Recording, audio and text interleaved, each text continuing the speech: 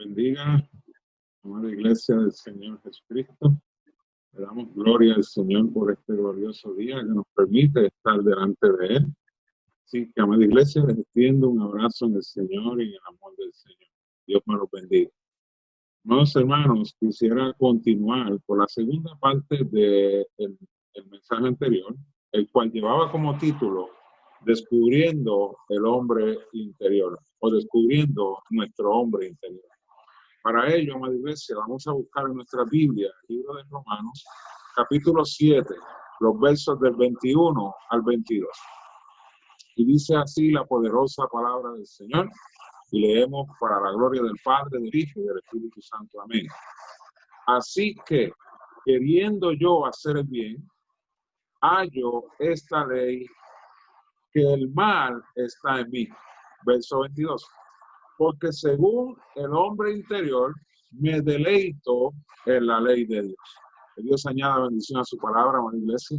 Todos los días que usted y yo transcurrimos en esta tierra son días de prueba, son días de retos y son días donde tenemos que tomar elecciones. Me explico. Todos los días nuestra fe es probada. Evalúe esto. ¿Cuántas veces durante el día usted no se siente con ganas o deseos de renunciar a algo que ha estado realizando? ¿O tiene que lidiar con la humanidad, o sea, con la imperfección de otras personas? Y por consiguiente, se atribula, se carga emocionalmente, a veces piensa mal hacia esa persona, entre otras cosas que llegan a afectar nuestra fe. O sea, como Dios quiere que usted y yo respondamos a todo lo que le he mencionado. Y obviamente, todos sabemos que es por su palabra, por lo que hemos creído, por la verdad, que es en donde se encuentra nuestra fe. Jesús dijo en Juan 8, capítulo 8, verso 31. Dijo entonces Jesús a los judíos que habéis creído en él.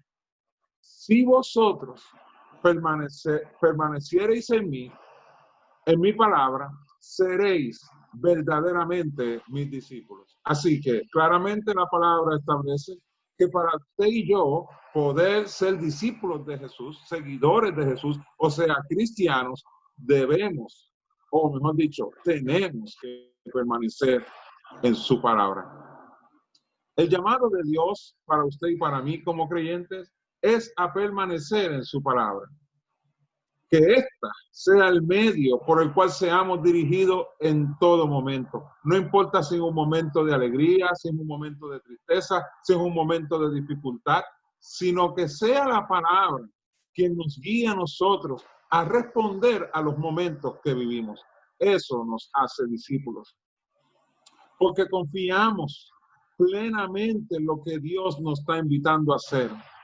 Así que Él es quien nos dirige a través de su palabra. Y qué grandioso es nuestro Dios, porque dice su palabra que cuando Él nos está guiando por su palabra, en otras palabras, Él mismo nos está pastoreando en medio de las dificultades que tenemos que enfrentar.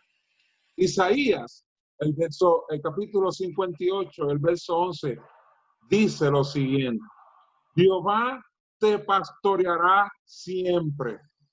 Qué bueno es tener un pastor que dio su vida por las ovejas, pero también que sabe el camino correcto para guiar a cada uno de nosotros como sus hijos, pero también que está a tu lado, cuidándote, guardándote, no importa las inclemencias que tengamos que vivir, Dios ha prometido estar contigo, pastoreándote, estar cerca de ti. Yo no sé si usted ha podido ver cómo es la relación de un pastor con sus ovejas, pero es una relación íntima. El pastor conoce a cada una de sus ovejas y yo entiendo que cuando él dice que conoce a sus ovejas, entiendo que conoce sus interioridades, sus imperfecciones, sus molestias, sus caídas, cuando se levanta. Él conoce todo el entorno de esa persona. Así que solo Él puede llegar a comprendernos a nosotros de una manera tan exacta que usted entonces comenzará a sentir la satisfacción de que Dios le pastoree. Pero sigue diciendo, y en las sequías saciará tu alma. Sabemos que nosotros todos hemos atravesado desiertos, momentos de soledad, momentos de tristeza.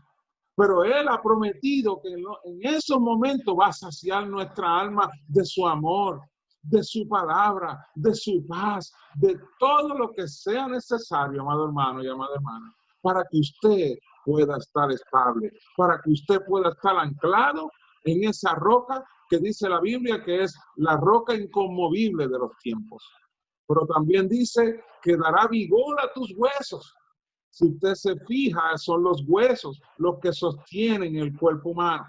Así que Dios te sostendrá, no importa el momento que tengas que atravesar, Dios ha prometido que Él dará vigor a tus huesos. Y dice, y será como huerto de riego y como manantial de aguas, cuyas aguas nunca faltan. O sea, que Dios te saciará del bien de Él, de su palabra, de su amor, de su dirección, de su santa presencia por medio del Espíritu Santo en tu vida. Esa es la promesa que Dios nos hace como Dios Todopoderoso en medio de lo que usted y yo podamos atravesar y vivir. Ahora bien, ¿y qué tal cuando nuestro alrededor comienza a cambiar? Cuando las cosas que nos rodean en nuestro entorno comienzan a jamaquearse, las realidades comienzan a cambiar. ¿Qué tal cuando eso ocurre? Cuando ya entonces las situaciones o circunstancias nos sacan de nuestro estado al que hemos estado acostumbrados. ¿Qué pasa cuando todo a nuestro alrededor comienza a cambiar? ¿Cómo eso, amado hermano, amada hermana, puede afectar nuestra fe? ¿O cómo puede afectar nuestra relación con Dios? Cuando las cosas a nuestro alrededor comienzan a ser diferentes. Nos desespera porque nos saca del momento en que vivimos. Ahora tenemos que responder a algo inesperado. Nos desespera. Nos llega la frustración. Sí, amada iglesia. Todo eso puede acontecer porque vivimos dentro de una humanidad que tiene sentimientos, que es emocional. Pero, ¿a dónde nos aferramos cuando eso ocurre? ¿A quién buscamos? ¿En dónde está nuestro corazón en esos momentos? Esa elección es lo que va a definir nuestra fe. ¿Qué decidimos hacer cuando las cosas comienzan a cambiar?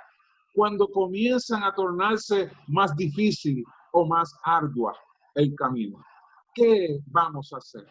Eso va a definir nuestra fe. Pero también llegan los retos, amado hermano, que son esos momentos donde enfrentamos aquellas situaciones incómodas que intentan sacar de nosotros el aspecto emocional. Ve, usted pasa o yo pasamos por una situación incómoda y rápidamente sentimos como el furor de la emoción comienza entonces a llegar a nuestra mente, lo sentimos en el cuerpo, comenzamos a cambiar. Que ese sentimiento busca opacar la luz de Cristo en nuestras vidas, que provocan que nuestro testimonio se pongan en entredicho. Esos momentos incómodos, esos momentos inesperados, esos momentos donde atravesamos dificultades, tienen esa intención, opacar la luz de Cristo en nuestras vidas, afectar nuestro testimonio, cómo las personas que nos están rodeando van a comenzar a vernos. ¿Qué hacemos ante estos retos, amado hermano? ¿Cuál es nuestra respuesta a los momentos que no son muy fáciles? O sea, que son incómodos. ¿Nos enojamos? ¿Comenzamos entonces a responder en ira? ¿Reaccionamos y permitimos las contiendas? ¿O tomamos un tiempo para orarle a Dios quien es el único que puede hacer lo imposible posible. La Biblia dice lo siguiente en Santiago, capítulo 1, verso 8. El hombre de doble ánimo, escuche bien, el hombre de doble ánimo es inconstante en todos sus caminos. El mundo lo llama de una forma. Dios dice, el hombre de doble ánimo es inconstante en todos sus caminos. Ante los retos o desafíos, solo debe de haber, amado hermano, una manera de actuar, y es por su Espíritu Santo. De lo contrario, amado hermano, seremos creyentes de doble ánimo. Nos encontraremos muy bien cuando llegue la incomodidad. Ahí vamos a cambiar nuestro ánimo y vamos a reaccionar al momento. O sea, no habrá la estabilidad que solo Dios puede dar y por la cual nos quiere dirigir, si dependemos más de su Santo Espíritu y menos de nuestra humanidad caída. El apóstol Pablo nos da una magistral ilustración de esto que les estoy compartiendo, ya que él dice lo siguiente en Gálatas 2, verso 20, la parte B. Y lo que vivo, o sea, los problemas, las circunstancias difíciles, las circunstancias que son incómodas, las alegrías. Él dice, lo que vivo en la carne, lo vivo en la fe del Hijo de Dios. O sea, el apóstol Pablo nos está aclarando aquí que él no está viviendo en su humanidad, ni está respondiendo conforme a su humanidad las circunstancias que atraviesa, sino que él sigue diciendo, el cual me amó y se entregó a sí mismo por mí. O sea, él está viviendo en el Espíritu, en la fe del Hijo de Dios. Así es que el apóstol Pablo vivió su vida, después que conoció a Cristo, obviamente. Lo vivió en la fe del Hijo de Dios, o sea, aferrado a la palabra que el Señor le había revelado. Así que la pregunta que surge es, ¿cómo elegimos? Ante la luz que nos trae la poderosa palabra de Dios. Hay momentos que tanto usted como yo hemos llegado a la desviación de elegir lo correcto. O sea, puede que nos hayamos desviado de elegir lo correcto. Pero, ¿qué hacemos en ese momento? Reflexionamos, recapacitamos, buscamos entonces dirección de Dios para entonces rectificar el error que hayamos cometido. Para entonces, después de haber reconocido que posiblemente me equivoqué en mi acción, ahora vengo rendido a hacer la voluntad de Dios. Ahora vengo rendido a dar gloria a Dios. Pero ¿qué ocurre, amada iglesia? Muchas veces eso no es lo que ocurre. No hay momento para la reflexión. No hay momento para recapacitar. Sino que terminamos eligiendo lo que no debemos, lo que nos interesa. Steve Lobson dijo lo siguiente: los mártires eligieron la muerte en lugar de la vida. ¿Por qué eligieron la verdad en lugar de la herejía?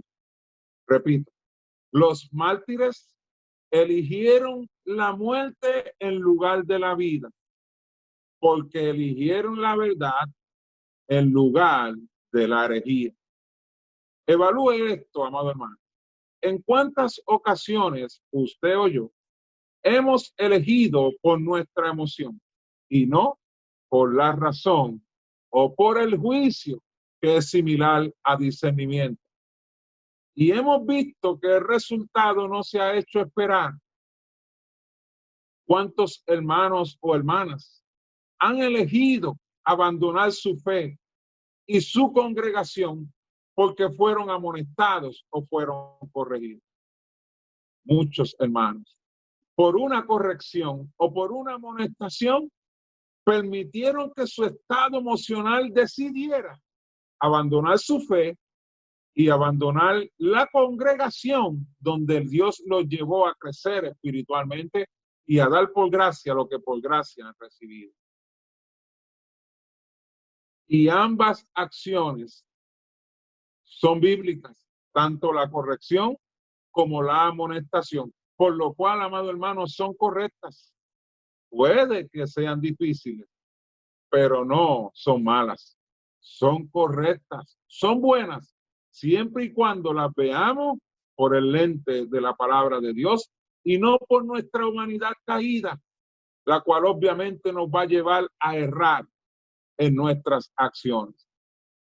Pero ante la percepción de aquellos que han reaccionado emocionalmente, no son muy bien vistos, porque obviamente son guiados por su emoción. Según la cita de Still Lawson, él dice, los mártires eligieron la muerte. Escuche bien, eligieron morir en lugar de vivir.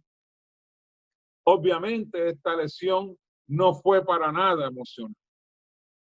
Ahí no estaban las emociones envueltas, porque por lo regular, cuando un ser humano está expuesto a alguna situación de peligro, su aspecto emocional sale a relucir. O sea, salen los miedos, el temor o la aflicción.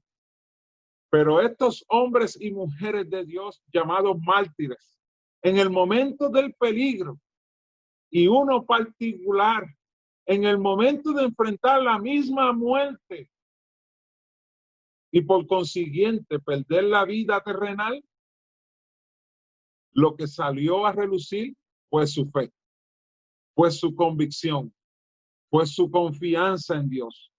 Ellos creyeron en lo que la palabra de Dios establece como práctica para todo aquel que se acerca a Dios. Ellos creyeron en eso. Y lo creyeron de todo corazón. Por lo cual, amados hermanos, ellos tomaron una elección basado en su hombre interior, o sea, en el espíritu, y no en su carne. Veamos lo que dice Filipenses capítulo 1, verso 20.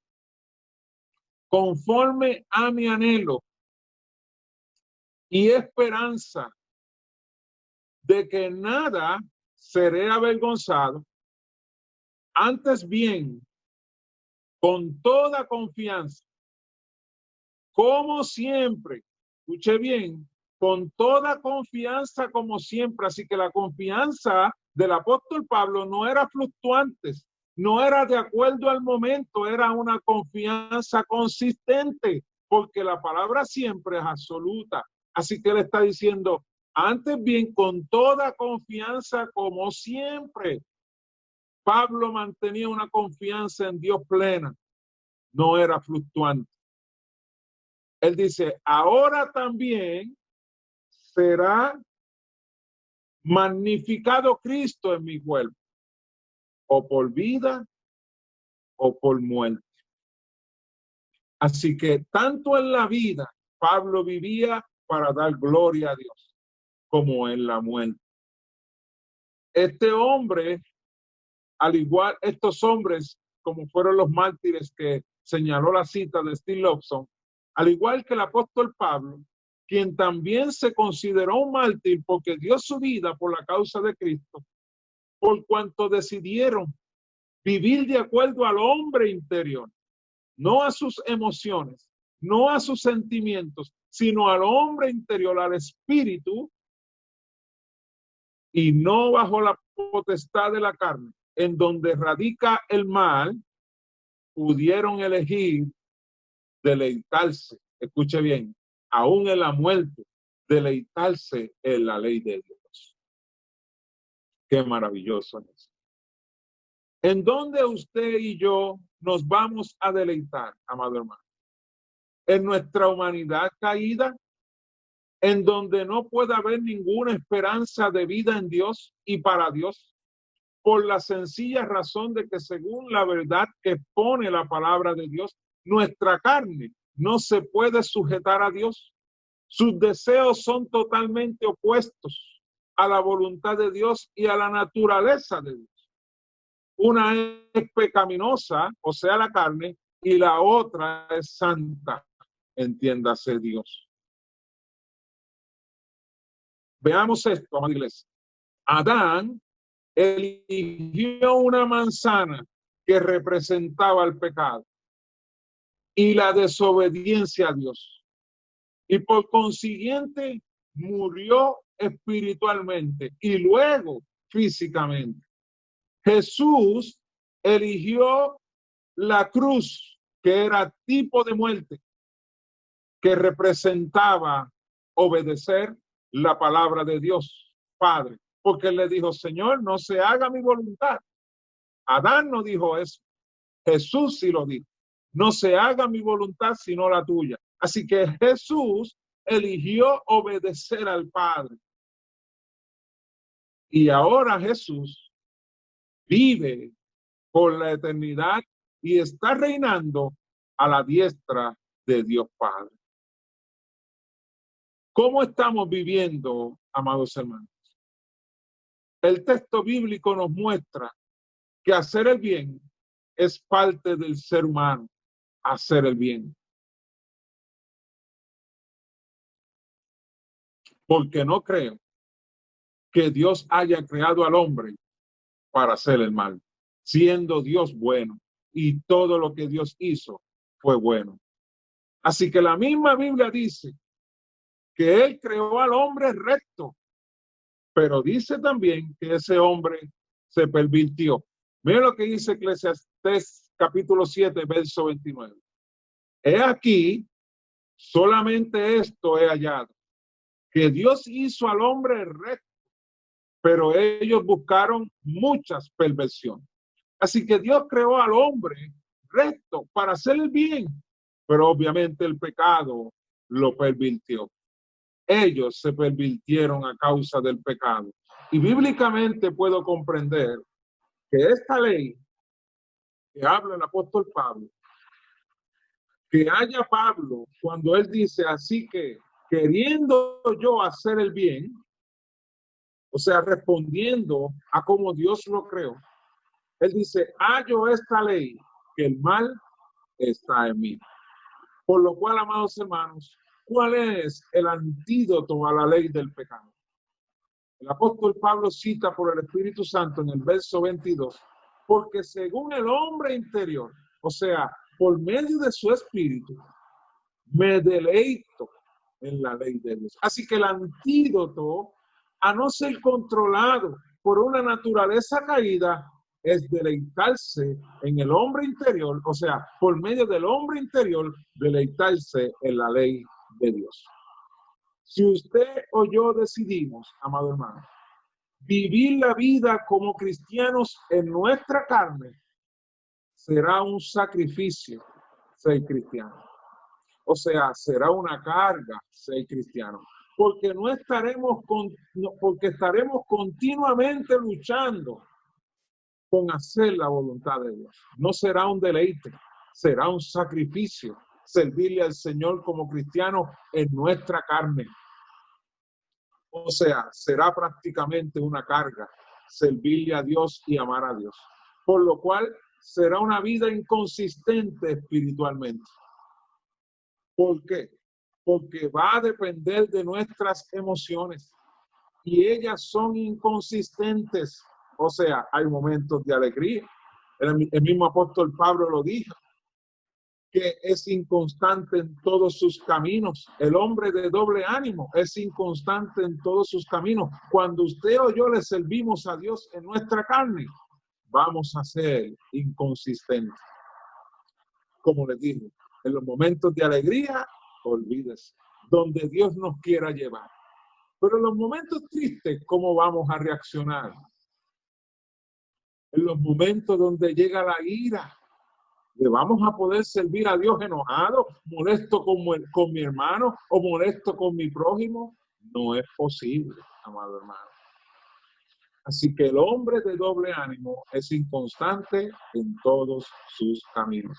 Y esto lo vemos también, amada iglesia, cuando Jesús invita a los discípulos a orar. Miren la experiencia en Mateo 24, verso 26. Velad y orad para que no entréis en tentación. El espíritu, a la verdad, está dispuesto, pero la carne es débil. Si se pueden fijar, aquí Jesús establece la diferencia entre la carne y el espíritu. O sea, nuestro ser interior, la carne no es ávida, o sea, no está lista para buscar a Dios o sujetarse a Dios. Pero dice la palabra de Dios que el espíritu, a la verdad, está dispuesto. O sea, solícito, tiene deseo de buscar a Dios, tiene el anhelo de buscar a Dios. No hay que decirle, vamos a buscar. No, él está dispuesto. Es como uno que está ahí en la carrera. Se mantiene activo. Pero no así la carne. O sea, la carne puede que haya o se muestre un deseo en la carne de buscar a Dios. Como los discípulos que fueron a orar, pero no oraron. Jesús los invitó a orar. O sea, dieron apariencia que querían orar. Pero cuando Jesús los fue a ver, estaban durmiendo. La carne no es ávida para buscar a Dios. Lo que deja muy claro que la condición humana le es un gran desafío obedecer a Dios, a la condición humana. Pero no así para el espíritu. Jesús dijo, a la verdad, hablando del espíritu, está dispuesto. No hay que obligarlo. Él está solícito. Él está dispuesto para buscar de Dios. Y este orar, ya sea en la carne o en el espíritu, se va a ver reflejado, amado hermano, en todo lo que hacemos. En todo lo que hacemos, usted o yo vamos a reflejar si estamos haciendo las cosas en el espíritu, o sea, sujetos a Dios, o lo estamos haciendo en nuestra carne. Se va a reflejar en la adoración a Dios. Entonces, yo puedo ver cuando alguien está cantando y no está adorando.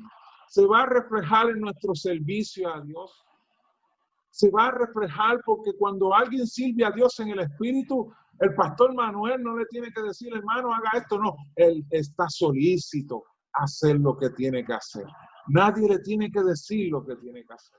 Siempre va a seguir las instrucciones, pero no se le fuerza a que tiene que hacer algo, sino él por agradar a Dios, por buscar a Dios, por servirle a Dios, por cuanto eso es lo que anhela el espíritu.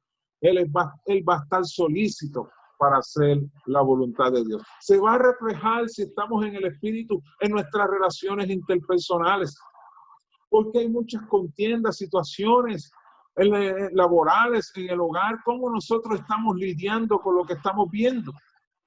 Todo va a depender en qué modo estamos viviendo, en nuestros trabajos y hasta en nuestra relación con Dios. Si no la estamos viviendo en el espíritu, no vamos a tener tiempo para orar, vamos a ser perezosos para leer la Biblia y así en muchas cosas más. Y esto se resume en lo que dice Juan, capítulo 4, verso 23. Mas la hora viene y ahora es, cuando los verdaderos adoradores adoran al Padre en espíritu y en verdad. Porque también el Padre, tales adoradores, busca que le adoren. Dios es espíritu, y los que le adoran en espíritu y en verdad es necesario que adoren. Finalmente, amado hermano, la vida del creyente es una vida de adoración a Dios. Por lo cual, bíblicamente es imposible adorar a Dios en nuestra carne.